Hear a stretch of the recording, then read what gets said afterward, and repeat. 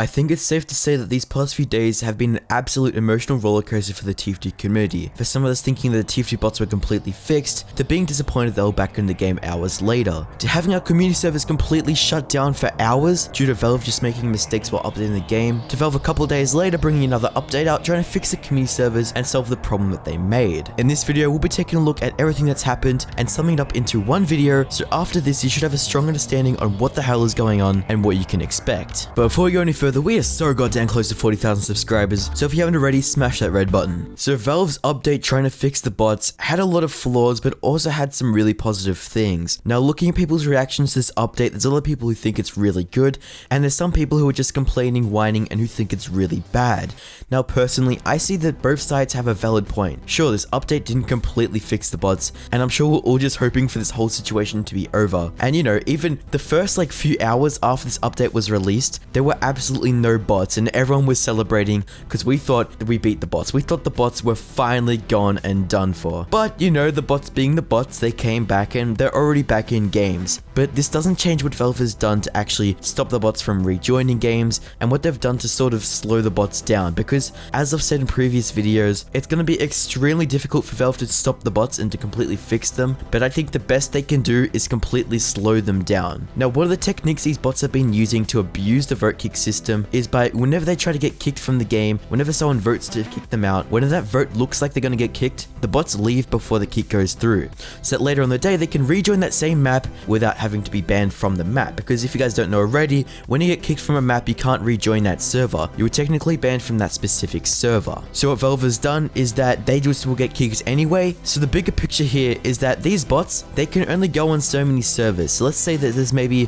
50 Valve servers running right now across the world, maybe 15 in each region, and let's imagine there's a bot and this bot goes through each server and gets kicked. That bot will only be able to join like 15 to 50 games before it just won't be able to find any more games. And this is great because it will mean that the bot creators will have to make new accounts so that bots can join games, because eventually these bots are just never going to find matches and it will really slow down their match waiting time. Because the way that it was is that they could just rejoin matches match after match after match and always have a new game to join. But the way it is right now is that they're eventually going to actually run out of maps to join, meaning that they'll just be stuck on the loading screen for hours on end until the bot creators make a new account. Now this also brings into one of the other things is that these bot creators, they are willing to spend a bit of money to give these accounts premium. Now this sucks because it means they can talk in chat and means they can spam chat, but what's good about this is that since they'll be having to make more accounts and make accounts more frequently, they're likely not to bother but getting premium, because to be honest it would be a waste of money, especially if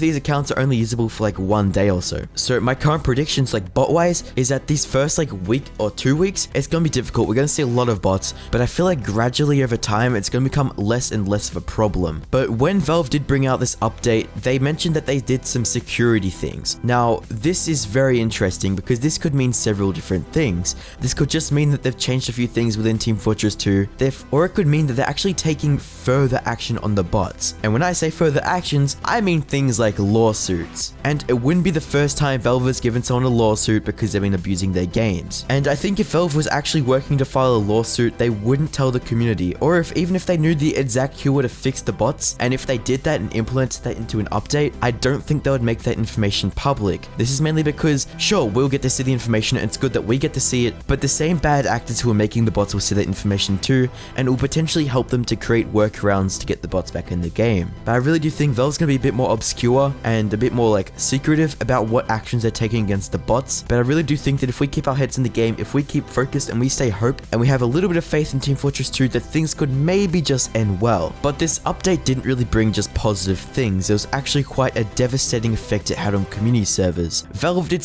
messed something up in the code, which ended up shutting community servers down for hours until members of the community found a workaround to fix it. Now this is very dangerous. Valve could have just done something which would make community servers permanently inaccessible, and that would honestly be super negative for the game, since community servers are right now the safest place you can play to avoid bots, because bots just never join community servers unless they're just targeting it. However, something positive that came out of this whole catastrophe is that Valve actually brought out a couple days later a patch to fix the mistake they made and to redo whatever they did in the code to mess up community servers, which this is actually even more positive than what happened when they removed them in the first place. Mainly because this actually shows us that Valve cares about community servers. They see value in them and they see value in making sure sure they actually work.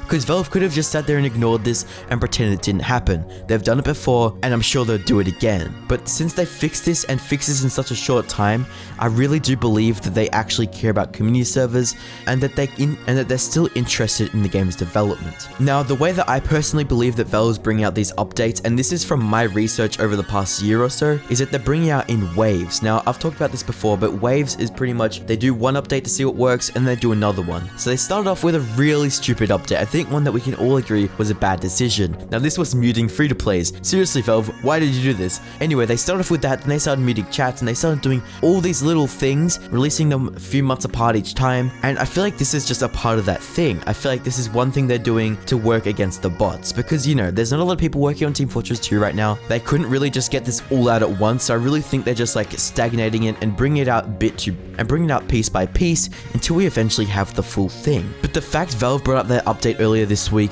just proves that they're going to be doing something in the future if this doesn't work, because this just shows that they have this interest in helping the game, and if they're actually interested in removing the bots, why stop here? But with all this news and everything, we've actually had a really positive thing happen to the community. We, as a Team Fortress 2 community, broke another record player count, getting 150,000 players on within an hour. Now, this is just insane numbers, and I really do think this is because TF2 actually got updated and because of the hype around the game with the bot, people thinking the bots are gone and stuff.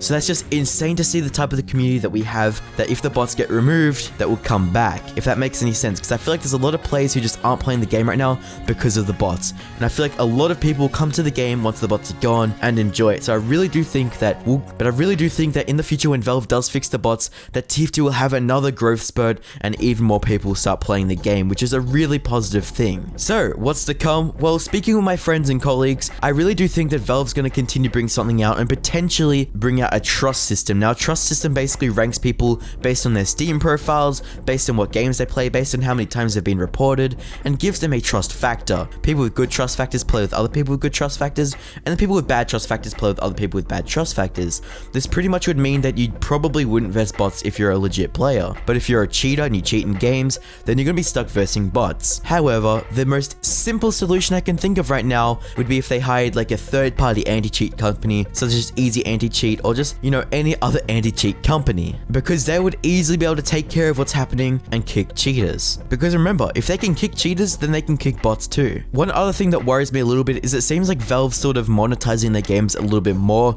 because I noticed that CSGO actually got an update where it reduced the amount of things free-to-players could do. They could no longer earn things that they used to be able to earn, and that sort of worries me coming to Team Fortress 2, because, you know, if they're doing that for CSGO, a game which would make them heaps of money, then imagine if they did that to Team Fortress 2 and just reduced permissions more and more. Like, free-to-players already can't even speak, what else can they really take away from them? Either way, guys, the things to take out of this video is that Valve probably still cares, Valve has a fast response time for important things, and everything right now is pointing towards Valve finding another solution for the bots. Subscribe and have a good night.